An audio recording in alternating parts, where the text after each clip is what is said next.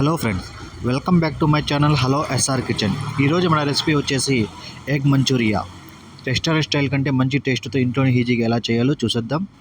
ఒకసారి మీరు ట్రై చేయండి, మీకు ఎలా వచ్చిందో కామెంట్ చేయండి. ఈ రెసిపీ కానీ మీకు నచ్చితే లైక్ చేయండి, షేర్ చేయండి, ప్లీజ్ సబ్స్క్రైబ్ చేసుకోండి. ముందుగా మనం ఎగ్స్ని ఇలా ఉడకబెట్టుకొని పొట్టు తీసేసి ఒక 2 సార్లు శుభ్రంగా కడుక్కుందాం. తర్వాత ఒక దారం తీసుకొని ఇలా కట్ చేసుకొని ఒక గుడ్డులో 4 ముక్కలుగా కట్ చేసుకోండి. చాకుతో కట్ చేస్తే లోపల ఉన్న సోనా అంతా విడిపోతుంది. దానివలన మనం దారంతోనే కట్ చేసి పెట్టుకుందాం. మొత్తం ఇలా కట్ చేసి ఒక బౌల్లో పెట్టుకోవాలి. తర్వాత ఒక గిన్నె తీసుకొని ఒక ఈ ఎగ్ పగలగొట్టుకొని వేసుకున్న తర్వాత తగినంత ఉప్పు వేసుకుందాం. అల్లం వెల్లుల్లి పేస్ట్ 1 స్పూను, మిరియాల పొడి ఒక 1/4 స్పూన్ అంతా మిరియాల పొడి వేసుకొని మొత్తం వీటిని కలుపుకోవాలి. మొత్తం బాగా మిక్స్ అయ్యేంత వరకు కలుపుకున్న తర్వాత ఒక 2 స్పూన్లు మైదా, ఒక 4 స్పూన్ల కార్న్ఫ్లవర్ వేసుకొని మొత్తం ఒకసారి కలుపుకోండి.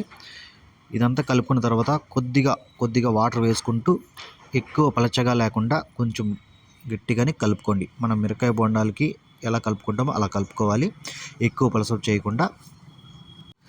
ఇలా కలుపుకున్న తర్వాత పక్కన పెట్టుకున్న తర్వాత ఒక కడాయి తీసుకొని మనకి డీప్ ఫ్రైకి సరిపోయేంత ఆయిల్ వేసుకుందాం.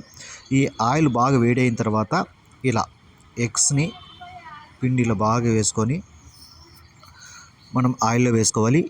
ఈ ఆయిల్లో వేసిన తర్వాత 1 నిమిషం పాటు మీరు ఈ గెరిటితో ఏం తిప్పనవసరం లేదు. ఎందుకంటే అలా తిప్పితే పిండి అంతా రాలిపోయి లోపల సోనా అంతా విరిగిపోతుంది.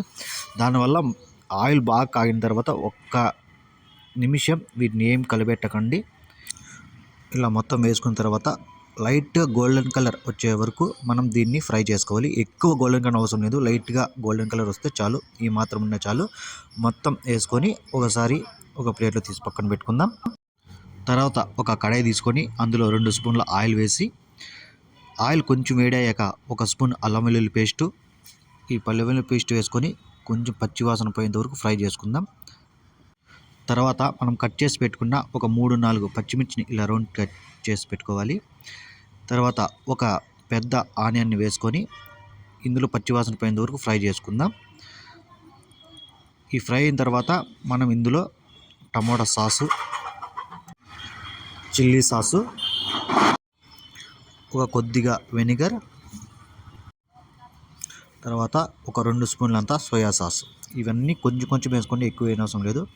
ఇవంతా వేసిన తర్వాత బాగా ఒకసారి కలుపుకొని ఒక 1/2 స్పూన్ మిరియాల పొడి, కొద్దిగా వాటర్ వేసుకొని మొత్తం బాగా కలుపుకోవాలి. ఇక ఈ సాసులన్నీ వేసిన తర్వాత ఇది బాగా గట్టిగా అయిన తర్వాత, ఎక్కువ పలసన లేకుండా కొంచెం గట్టిగా అయిన తర్వాత మనం ఫ్రై చేసి పెట్టుకున్న ఎగ్స్ని ఇందులో వేసుకొని కింది నుంచి పై వరకు తిప్పుకుంటూ ఒక 2 నిమిషాల పాటు మీడియం ఫ్లేమ్లో వీటిని ఫ్రై చేసుకోవాలి. ఇక మనకైతే ఇది ఫ్రై అయితే అయిపోయింది. ఇక స్టవ్ ఆఫ్ చేసి పైన కొద్దిగా ఎర్రగడ్డ, కొద్దిగా కొత్తిమీర చల్లుకొని ఇక సర్వ్ చేసుకోవడమే. చూసారా, మంచి టేస్ట్తో ఉంటుంది. ఒకసారి మీరు కూడా ట్రై చేయండి, ఎలా వచ్చిందో కామెంట్ చేయండి. ఈ రెసిపీ కానీ మీకు నచ్చితే ప్లీజ్ సబ్స్క్రైబ్ చేసుకోండి. Thank you all.